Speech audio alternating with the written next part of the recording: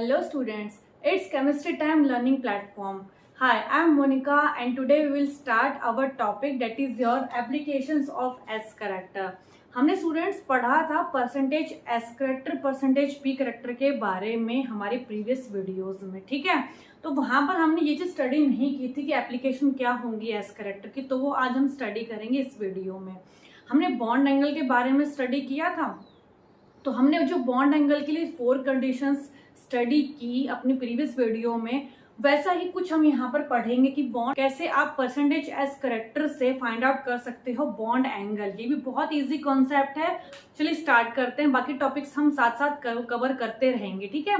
ये जो टॉपिक है आपका, ये केमिकल बॉन्डिंग चैप्टर से ही है आपका, क्योंकि केमिकल बॉन्डिंग एक ऐसा चैप्टर है इनऑर्गेनिक का जो फाउंडेशन है इनऑर्गेनिक केमिस्ट्री की। तो सबसे पहले आपको केमिकल बॉन्डिंग आना चाहिए, क्योंकि जितने लेक्चर्स मैंने ज्यादातर डाले हैं आपके वो इनऑर्गेनिक, वो आपके केमिकल बॉन्डिंग से ही रिलेटेड हैं, ठीक है।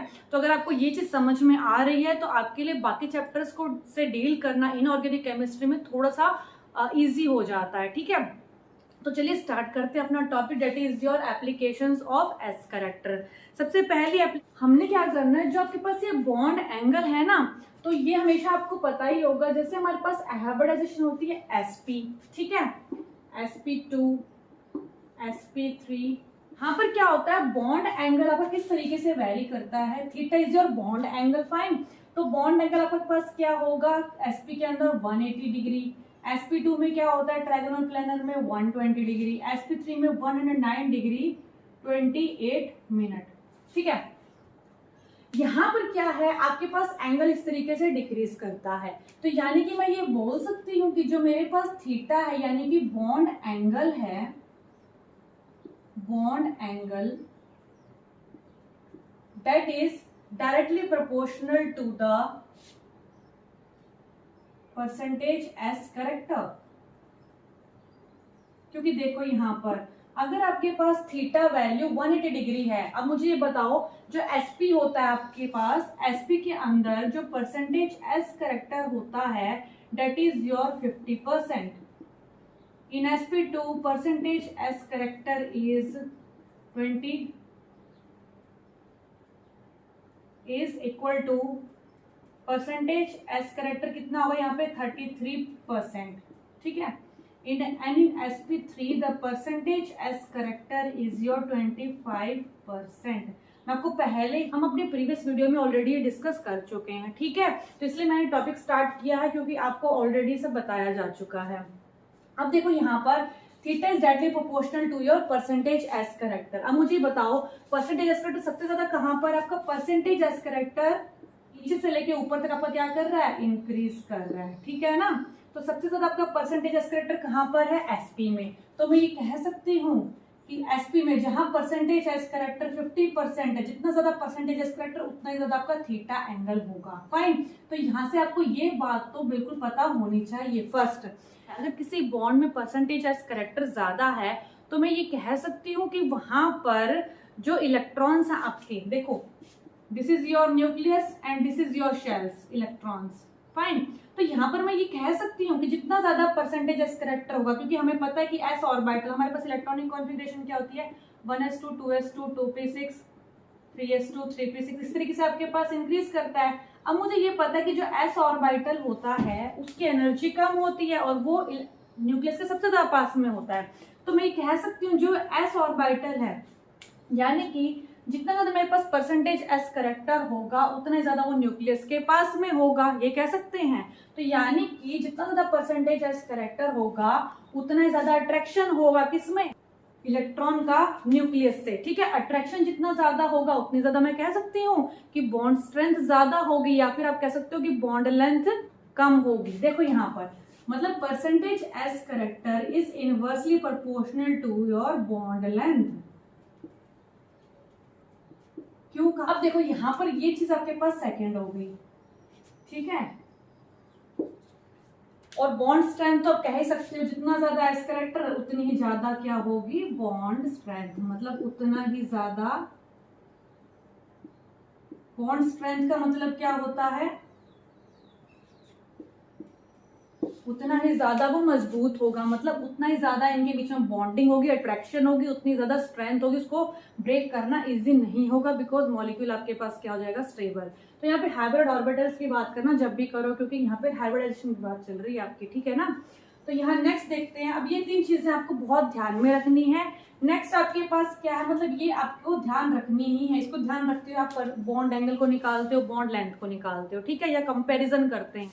इसका मतलब होता है विड्रॉइंग पावर।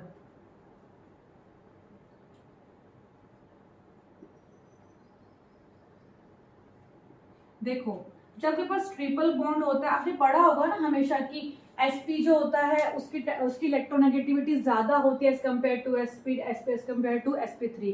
यहाँ देखो percentage S character withdrawing power, इसका मतलब, ठीक है ना, जितना ज्यादा परसेंटेज एस करेक्टर का उसका मतलब क्या है, विड्रॉ करने की पावर ज्यादा होगी उसके पास इलेक्ट्रॉन्स को, मतलब बॉन्डिंग इलेक्ट्रॉन्स को विड्रॉ करने की पावर उतनी ही ज्यादा होगी।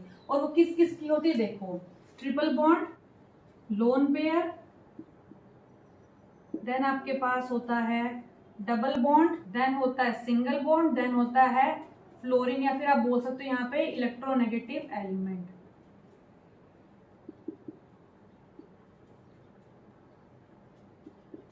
ठीक है, यानी कि आपको ये एटलीस्ट पता होना चाहिए जब क्वेश्चन सॉल्व करते हो। इसका मतलब क्या है कि परसेंटेज एस करेक्टर जो होता है ना, ट्रिपल बॉन्ड का सबसे ज्यादा होता है, मतलब सबसे ज्यादा ऑक्यूपाई परसेंटेज एस करेक्टर को कौन करता है, मतलब जो विड्रॉ कर सकता है परसेंटेज एस करेक्टर को अपने टूवर्ड्स, वो कौन सा होता है, ट्रिपल बॉन्ड, देन होता है लोन पेयर, देन होता है double, then single bond, then electronegative element. यहाँ पर कोई भी हो सकता है, वैसे हम फ्लोरीन जनरली बोल रहे हैं क्योंकि सबसे ज्यादा इलेक्ट्रोनेगेटिव फ्लोरीन ही है, बाकी तो इससे इलेक्ट्रोनेगेटिव कम है, ठीक है। तो यानी कि मैं ये कह सकती हूँ, अब एक बात ध्यान रखना, हमेशा ही जो इलेक्ट्रोनेगेटिव एलिमेंट्स आते हैं उनका परसेंटेज एस करेक्टर, मतलब उनको परसेंटेज एस करेक्टर मतलब उनमें इलेक्ट्रॉन को विड्रॉ करने की पावर सबसे कम होगी एज कंपेयर टू दिस। अगर ये सारे हैं ना तो सबसे कम किसकी पावर होगी इनमें, इलेक्ट्रोनेगेटिव एलिमेंट की, जहां पर भी आप क्वेश्चन सॉल्व करोगे, ठीक है। क्वेश्चन है आपको बॉन्ड एंगल कंपेयर करना है, compare between CH4 and ammonia.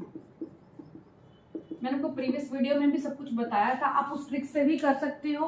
अगर किसी को ये वाला मेथड समझ आता तो आप इससे करना, अदरवाइज आप वही मेथड अप्लाई करना जो मैंने अपनी प्रीवियस वीडियो में आपको बताया हुआ है, ठीक है। वो ज्यादा अच्छा आपका मेथड माना जाता है, बाकी आप इससे भी अप्रोच कर सकते हो, ठीक है। तो आपके पास CH4 है, CH4 की क्या हाइब्रिडाइजेशन होती है, sp3, अमोनिया की क्या होती है, sp3, बट आपको पता है एंगल डेविएट करता है, इसका 107 डिग्री होता है, मैं आपको बता चुकी हूँ ऑलरेडी सब कुछ। और ये आपके पास होता है, कितना एंगल होता है इसका, 109 डिग्री 28 में, परफेक्ट टेट्राहेड्रल शेप होती है, लेकिन इसमें परफेक्शन नहीं होती, ठीक है ना। ब्लॉन्ड पर बोर्ड पे रिपल्शन भी ऑलरेडी नो, बट हम कैसे समझेंगे इसको परसेंटेज एस करेक्टर के बेस पर। तो देखते हैं, यहाँ पर तो कोई लोन पेयर है नहीं। अभी हमने स्टडी किया था कि सबसे पहले हमें ट्रिपल बॉन्ड देखना है, फिर हमें लोन पेयर देखने हैं, फिर हमें डबल बॉन्ड देखना है, फिर हमें सिंगल बॉन्ड, फिर हमें इलेक्ट्रोनेगेटिव एलिमेंट देखना है, ठीक है ना। तो इसको फॉलो करते हैं।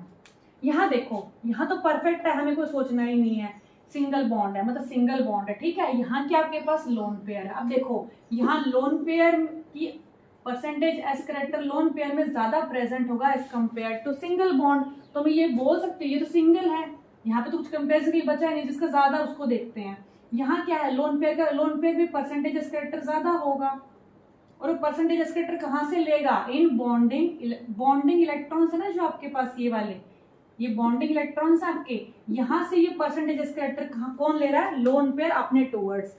जितना ज्यादा परसेंटेज एस करेक्टर यहाँ पर होगा, इसका मतलब बॉन्डिंग इलेक्ट्रॉन्स में कम हो रहा है, क्योंकि कहाँ से विड्रॉ कर रहा है percentage S character, in bonding electron से विड्रॉ कर रहा है, क्योंकि विड्रॉइंग पावर ही होती है परसेंटेज एस करेक्टर, ठीक है। तो मैं ये बोल सकती हूँ कि परसेंटेज एस करेक्टर जो होगा वो यहाँ पर क्या होगा, थीटा में कम हो जाएगा। अब थीटा में कम होने का मतलब क्या, परसेंटेज एस करेक्टर थीटा में क्या हो गया, डिक्रीज हो गया, क्योंकि मैंने आपको अभी बताया था कि sp, sp2, sp3, यहाँ परसेंटेज एस करेक्टर कितना था, 50%, यहाँ परसेंटेज एस करेक्टर कितना था आपके पास, 33%, यहाँ परसेंटेज एस करेक्टर कितना था 25%, ठीक है। तो यानी कि परसेंटेज एस करेक्टर आपका क्या कर गया, डिक्रीज कर गया। और डिक्रीज का मतलब क्या होता है आपके परसेंटेज एस करेक्टर, अभी किया था ना हमने कि जितना ज्यादा एंगल होगा, मतलब इसमें 180 डिग्री होता है, परसेंटेज एस करेक्टर उतना ही ज्यादा होगा, ठीक है। तो यानी कि theta value is directly proportional to percentage S character. अब थीटा वैल्यू डिक्रीज करे तो ऑब्वियसली परसेंटेज एस करेक्टर भी डिक्रीज होगा, क्योंकि इसका साथ डायरेक्टली रिलेशन है, ठीक है ना। तो मैं ये कह सकती हूँ कि परसेंटेज एस करेक्टर डिक्रीज होगा, थीटा वैल्यू भी डिक्रीज हो गई, इसलिए हमारे पास थीटा वैल्यू की कम होती है as compare to this one. Fine. तो यहाँ पर इस तरीके से आप समझा सकते हो। हमें सिर्फ ये एंगल का वो देखना था कि कितना कम होगा।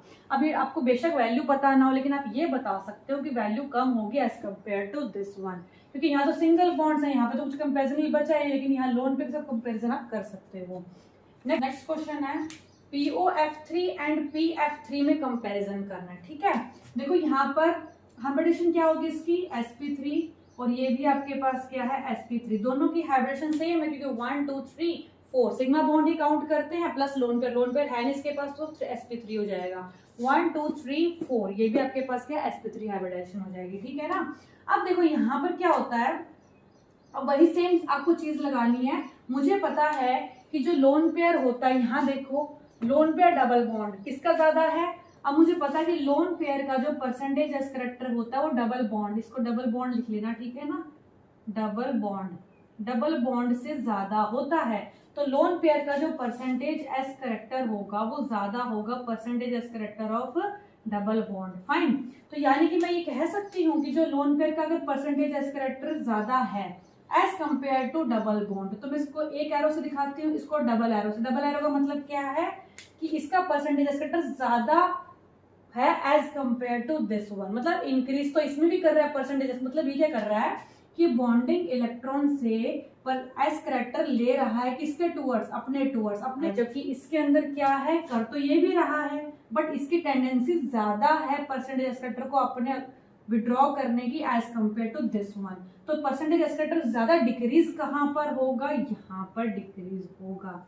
डिक्रीज यहाँ भी हो रहा है, डिक्रीज यहाँ पर भी हो रहा है, क्योंकि दोनों ही विड्रॉ कर रहे हैं परसेंटेज एस करेक्टर को, लेकिन ज्यादा कहाँ विड्रॉ करेगा, लोन पे केस में, ठीक है ना। जितना ज्यादा परसेंटेज एस करेक्टर उतना ही विड्रॉ करने की पावर होगी लोन पेयर की, ठीक है।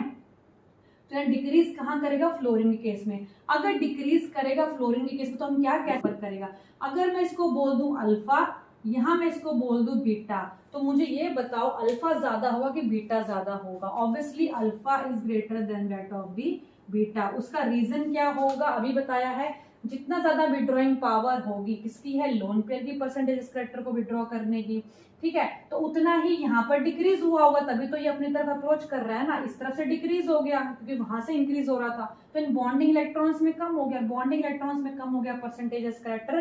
तो मुझे पता है कि percentage S character is directly proportional to your bond angle, ठीक है। तो यहाँ पर जो ये बीटा होगा, क्योंकि ये इन बॉन्डिंग इलेक्ट्रॉन्स के बारे में बात कर रहा है, FPF के बारे में, और यहाँ पर FPF में, मतलब हमें FPF के अंदर जो है थीटा वैल्यू देखनी है, ठीक है।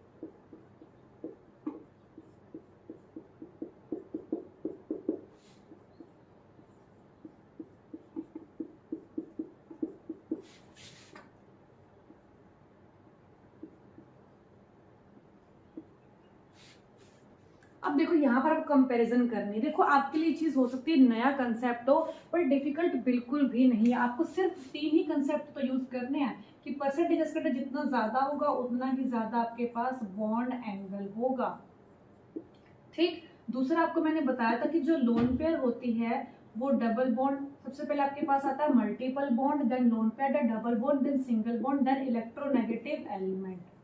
फाइन। अब देखो यहाँ पर सराउंडिंग एटम तो सेम है। अब यहाँ देखो ट्रिपल बॉन्ड है, पहले तो आपको अल्फा बीटा और गामा 3 देखने हैं। जो अल्फा है वो NSF में एंगल है आपके पास, NSF में एंगल देखना, that is your alpha. Fine. Beta किस में, FSF में, FSF में आपके पास है बीटा एंगल। गामा एंगल कौन सा आपके पास, FPF,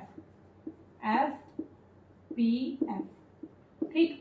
अब देखो परसेंटेज एस करेक्टर बहुत ज्यादा इंक्रीज होगा as compare to lone pair, यहाँ पर भी परसेंटेज एस्केलेटर इंक्रीज कर रहा है, नो डाउट, लेकिन यहाँ ज्यादा इंक्रीज कर रहा है। डबल एरो का मतलब है ज्यादा इंक्रीज कर रहा है, ठीक है ना। तो यहाँ पर मैं कह सकती हूँ अभी अल्फा जो है ना, ये तो डायरेक्ट आपका टच है किससे, ट्रिपल बॉन्ड से। यानी मैं ये कह सकती हूँ कि जहां पर जो अल्फा होगा सबसे ज्यादा होगा। क्यों होगा अल्फा सबसे ज्यादा, क्योंकि ट्रिपल बॉन्ड का परसेंटेज एस्केलेटर सबसे ज्यादा होता है, और percentage S is directly proportional to your theta यानी बॉन्ड एंगल, ठीक है। तो सबसे ज्यादा किसका होगा, अल्फा पे।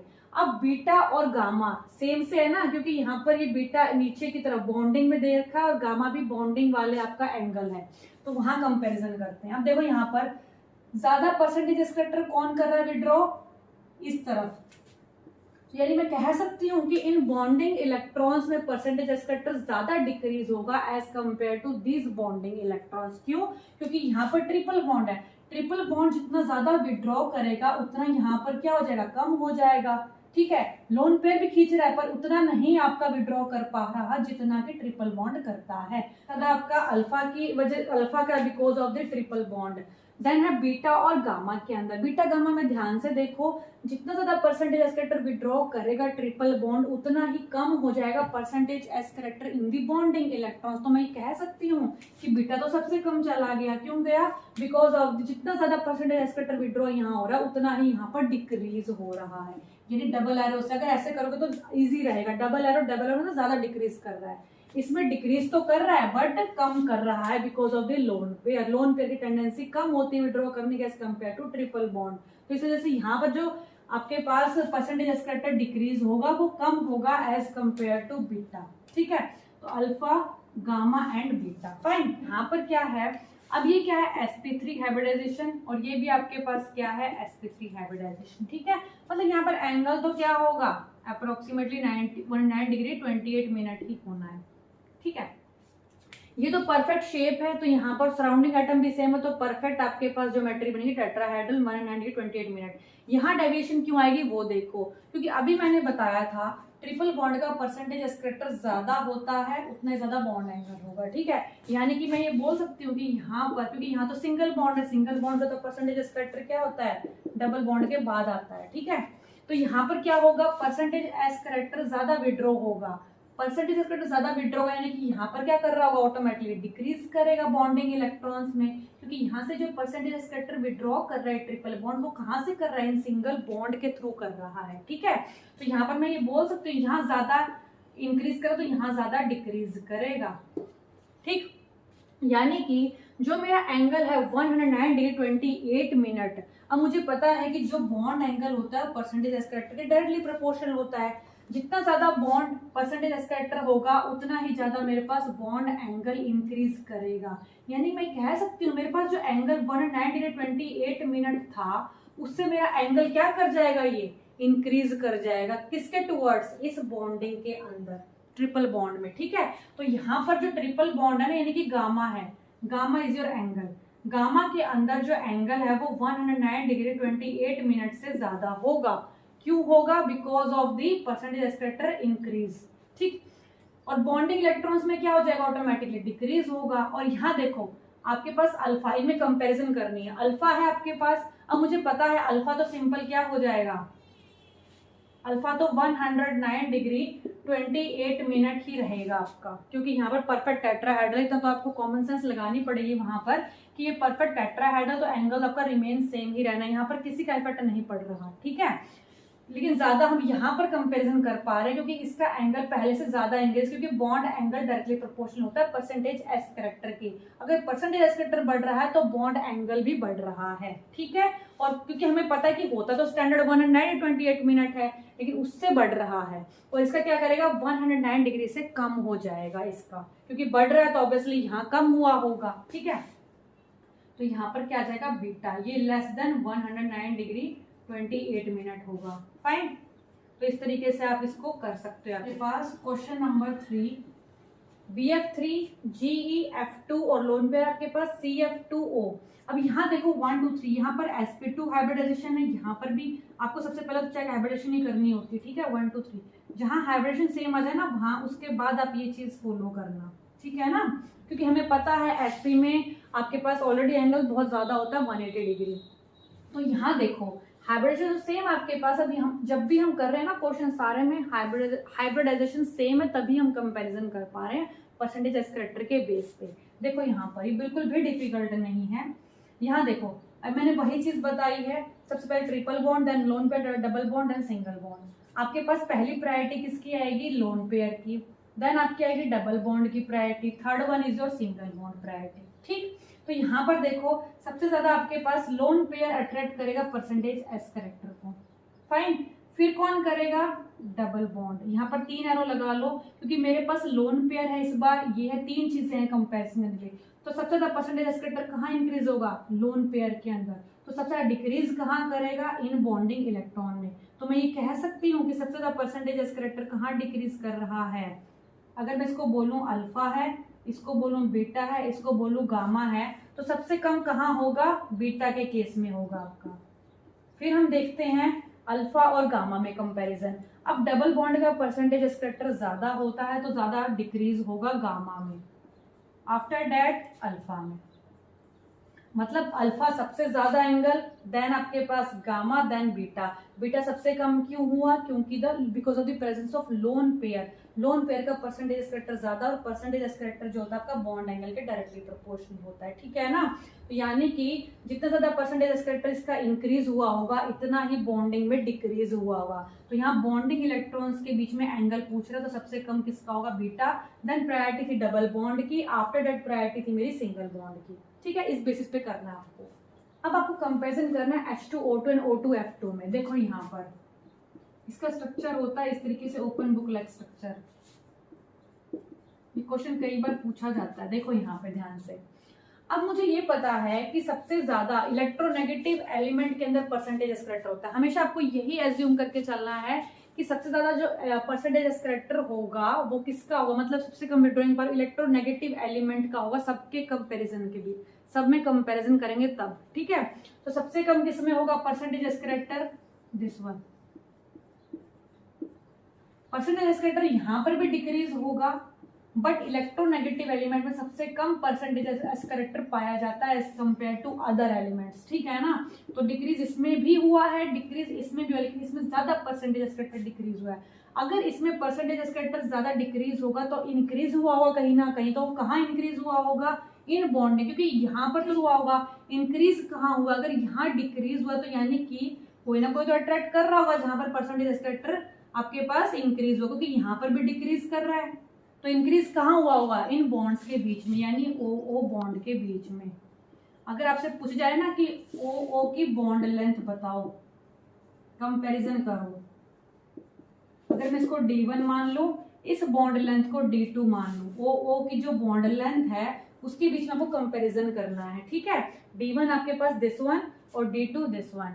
अब मुझे ये बताओ, यहाँ भी डिक्रीज हो रहा है पर यहाँ इतना डिक्रीज नहीं हो रहा है एज कम्पेयर टू दिस। तो परसेंटेज एस करेक्टर यहाँ पर क्या करेगा, ज्यादा इंक्रीज करेगा, क्योंकि यहाँ परसेंटेज एस करेक्टर ज्यादा डिक्रीज हुआ है और यहाँ पर परसेंटेज एस करेक्टर आपके पास इंक्रीज हुआ है, ठीक है। मैंने सिंगल एरो मतलब इंक्रीज तो हुआ है बट कम इंक्रीज हुआ, यहाँ इंक्रीज हुआ तो ज्यादा इंक्रीज हुआ, डबल एरो से रिप्रेजेंट किया है।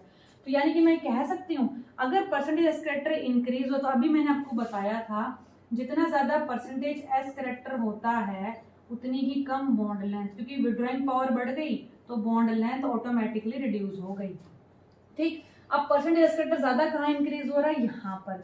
जितना ज्यादा परसेंटेज एस करेक्टर इंक्रीज होगा उतनी ही कम बॉन्ड लेंथ होगी। तो मैं कह सकती हूँ D2 is smaller than D1। देखो इंक्रीज दोनों में हो रहा है, लेकिन ज्यादा इंक्रीज होने की वजह से बॉन्ड लेंथ ज्यादा रिड्यूस होगी एज कम्पेयर टू D1। तो हम कह सकते हैं कि जो बॉन्ड लेंथ है O2F2 के अंदर वो कम है एज कम्पेयर टू D1। आपको पता है जितनी छोटी बॉन्ड लेंथ होती है उतना ही ज्यादा बॉन्ड स्ट्रेंथ, क्योंकि मैंने बोला ना अगर दो मॉलिक्यूल के बीच में बॉन्ड स्ट्रेंथ, अगर आपके पास बॉन्ड लेंथ ये है और एक आपके पास बॉन्ड लेंथ ये वाली है, एक है आपके पास D1, एक है आपके पास D2। अब मुझे पता है ये बॉन्ड लेंथ कम है तो ऑब्वियसली ज्यादा पास है तो ज्यादा बॉन्ड स्ट्रेंथ है, ठीक है ना, उतना स्टेबल है मॉलिक्यूल। तो यानी कि हम ये कह सकते हैं जितनी कम बॉन्ड लेंथ है उतनी ज्यादा बॉन्ड स्ट्रेंथ है। मतलब आपके पास जो O2F2 के अंदर O2 है उसकी बॉन्ड स्ट्रेंथ ज्यादा है as compare to this one O2H2 में, ठीक है। अब आपको इस की बॉन्ड लेंथ चेक करनी, CH बॉन्ड की सबके अंदर। देखो यहाँ पर क्या डिफरेंस है, HHF एफ। अब मैंने आपको बताया था कि इलेक्ट्रोनेगेटिव एलिमेंट का हमेशा ही परसेंटेज एस करैक्टर सबसे कम होता है, ठीक है। अब मुझे ये बताओ, यहाँ पर 3f हैं, यहाँ आपके पास 2f है, यहाँ आपके पास 1f है और यहाँ आपके पास 0f है, ठीक है। इसको मैं मान लेती हूँ D1, इसको मैं मान लेती हूँ D2, D3 और D4। बॉन्ड लेंथ देखनी है। अब आपको सबसे पहले तो ये पता होना चाहिए percentage S character is inversely proportional to your bond length, fine. तो यानी मुझे ऑटोमेटिक परसेंटेज एस करैक्टर देखना है। अब देखो सबसे कम परसेंटेज एस करैक्टर किसके पास है, CF बॉन्ड में। मतलब यहाँ मैं ये कह सकती हूँ कि 3F है ना, तो 3 बार डिक्रीज कर देते हैं। मतलब ये सिर्फ शो करने का तरीका आप अपने हिसाब से कर सकते हो। मतलब 3F, एक F की वजह से डिक्रीज हुआ परसेंटेज एस करैक्टर, दूसरे F की वजह से, तीसरे F की वजह से, मतलब तीनों की जैसे कितना परसेंटेज एस करैक्टर रिड्यूस हो गया। तो वो मतलब इन बॉन्डिंग इलेक्ट्रॉन्स में, ये जो बॉन्डिंग इलेक्ट्रॉन्स है ना, यहाँ परसेंटेज एस करैक्टर रिड्यूस हो रहा है बिकॉज ऑफ दिस रीजन। सबसे कम परसेंटेज एस करैक्टर जो आपके पास होता है वो इलेक्ट्रोनेगेटिव एलिमेंट का होता है। जितना कम परसेंटेज एस करैक्टर इनके पास होगा, इसका मतलब जो बैक इसका बॉन्ड होगा, यानी CH बॉन्ड के अंदर जो परसेंटेज, क्योंकि सब में हमने CH बॉन्ड के अंदर कंपैरिजन करना है, मैं बोल सकती हूँ कि परसेंटेज एस करैक्टर सबसे ज्यादा इंक्रीज हुआ होगा, ठीक। नेक्स्ट देखते हैं, यहाँ पे 2F है, यानी परसेंटेज एस करैक्टर 2 बार इंक्रीज हुआ, 2 बार डिक्रीज हुआ होगा, यानी परसेंटेज एस करैक्टर 2 बार डिक्रीज हुआ होगा और यहाँ पर 2 बार इंक्रीज हुआ होगा, ठीक। सिमिलरली यहाँ परसेंटेज एस करैक्टर डिक्रीज हुआ होगा 1 बार, यहाँ परसेंटेज एस करैक्टर इंक्रीज हुआ होगा 1 बार, और यहाँ पर क्या 1 बार भी परसेंटेज एस करैक्टर डिक्रीज नहीं हुआ, मतलब रिमेनिंग सेम, कोई फर्क नहीं पड़ रहा। तो यहाँ देखो, इसका मतलब मैं कह सकती हूँ सबसे ज्यादा परसेंटेज एस करैक्टर किसके अंदर होगा, यानी कि D4 के अंदर बॉन्ड लेंथ, यानी कि इस बॉन्ड लेंथ में सबसे ज्यादा परसेंटेज एस करैक्टर इंक्रीज हुआ है, क्योंकि इन बॉन्डिंग इलेक्ट्रॉन में सबसे ज्यादा परसेंटेज एस करैक्टर कम हुआ है, उतना ही ज्यादा, अब जितना कम हुआ उतना ज्यादा कहाँ इंक्रीज हुआ होगा, दूसरे बॉन्ड्स में, यानी CH बॉन्ड में। तो हमें CH बॉन्ड की बॉन्ड लेंथ कंपेयर करनी है सबके अंदर, ठीक है, यानी हम उसी के देखेंगे। तो अब मेरे हिसाब से सारा परसेंटेज एस करैक्टर कहाँ जा रहा है, इसके पास। यहाँ देखो इनकी वजह से इसके अंदर जा रहा है और यहाँ पर इसके, क्योंकि बाकी तो आपका रिमेनिंग सेम है, हाइड्रोजन है सबके अंदर, ठीक है। तो अब मुझे ये बताओ सबसे ज्यादा परसेंटेज एस करैक्टर कहाँ पर इंक्रीज हुआ है, D4 के अंदर। जितना ज्यादा परसेंटेज एस करैक्टर होगा उतनी ही कम बॉन्ड लेंथ होगी, यहाँ से देखो। तो यानी जितना ज्यादा परसेंटेज एस करैक्टर उतनी ही कम बॉन्ड लेंथ, यानी D4 की सबसे कम bond length, after that D3, after that D2 and after that D1। तो मैं ये कह सकती हूँ D1 की बॉन्ड लेंथ सबसे ज्यादा है, फिर D2, फिर D3, फिर D4, फाइन। तो आई होप आपको लेक्चर समझ में आया होगा। अगर आपको परसेंटेज एस करैक्टर के साथ नहीं जाना है तो आप मेरी प्रीवियस वीडियो जो बॉन्ड एंगल के बेसिस पर है वो समझ सकते हो, वो ज्यादा इजी पड़ता है समझना as compare to percentage S character. But अगर आपको वो डिफिकल्ट लग रहा है तो आप इसके थ्रू अप्रोच कर सकते हैं, ठीक है। Both the methods are right, but इसके बेसिस पे बच्चों को थोड़ा सा डिफिकल्टी फेस होती है करने में। बट अगर आपको ये ट्रिक अप्लाई कर दो तो आपके लिए वो चीज भी बहुत ईजी हो जाती है। आप मिनट्स में, बिल्कुल सेकेंड्स में आप आंसर निकाल लेते हो। आप विद इन सेकेंड्स इसका आंसर निकाल सकते हो बिना कोई रूल अप्लाई किए हुए, जब आप इनको अप्लाई कर दो। लेकिन साथ साथ में ध्यान रखना है कि आपको सबसे पहले हाइब्रिडाइजेशन ही चेक करनी है, फिर उसके बेसिस पर एंगल बताना है। अगर आपकी हाइब्रिडाइजेशन सेम हो जाती है तब आप ये फॉलो करते हो मेथड, ठीक है ना। तो हमेशा सबसे पहला स्टेप तो आपका हाइब्रिडाइजेशन को चेक करना होता है, क्योंकि हमें पता है कि SP में 180 डिग्री एंगल होता है, SP2 में 120 होता है, SP3 में 109 डिग्री 28 मिनट होता है। तो पहले आप हाइब्रिडाइजेशन चेक करो, फिर बॉन्ड एंगल बताओ। अदरवाइज क्या होता है ना, कई बार आप सिर्फ एंगल देखने लग जाते हो, आप हाइब्रिडाइजेशन देखते ही नहीं हो वहां पर। तो पहले हाइब्रिडाइजेशन को चेक करना है, after that you will apply this method, ठीक है। तो thanks for watching and keep watching my channel.